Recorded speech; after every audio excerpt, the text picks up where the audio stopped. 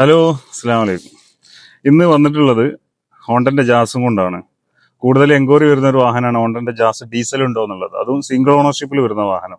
2018 model Honda jazz SV എന്ന വേരിയന്റിൽ single ownership, വെറും 70,000 kilometre മാത്രം ഓടിയ വാഹനം. ഇതിന്റെ പ്രത്യേകത ഇതും തന്നെ, ക്ലെയിം ഇല്ല. റീപ്ലേസോ റീപെയിന്റോ ക്ലെയിം ഒന്നും വരാത്ത വാഹനമാണ്. 4 ടയർ പുതിയതുണ്ട്, സ്റ്റെപ്പിന് ടയർ തൊട്ടിട്ടില്ല.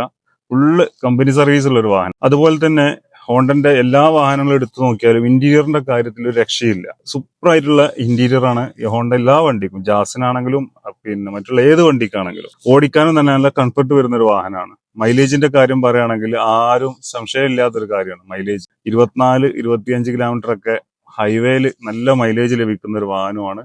എഞ്ചിനാണെങ്കിൽ നമ്മൾ ടയോട്ടന്റെ എഞ്ചിനൊക്കെ അതേമാതിരി ലൈഫുള്ള ഒരു എഞ്ചിനുമാണ്. ബാക്കി നമ്മൾ പുറത്തുനിന്ന് കാണിച്ചത് നമ്മൾ ചെയ്യാത്തതൊന്നുമില്ല. അപ്പൊ ഇതാണ് നമ്മളെ ഹോണ്ട ജാസ്. നല്ല ഫിനിഷിംഗ് ഉള്ള ഒരു വാഹനമാണ്. സിംഗിൾ ഓണർഷിപ്പിലായതുകൊണ്ട് ഞാൻ ആദ്യം പറഞ്ഞ ക്ലെയിം ഇല്ല, റീപെയിന്റ് ഇല്ല, കാര്യങ്ങളൊന്നുമില്ല. അടിപൊളി ക്വാളിറ്റി ഉള്ള ഒരു വാഹനം. ഇത് അത്യാവശ്യം മാക്സിമം ലോണും കിട്ടും, നല്ല മൈലേജും വരുന്ന വാഹനം. ഇത് ആവശ്യക്കാരുണ്ടെങ്കിൽ ബന്ധപ്പെട്ടോളി. എന്റെ നമ്പർ കമന്റിൽ ഉണ്ടാവും.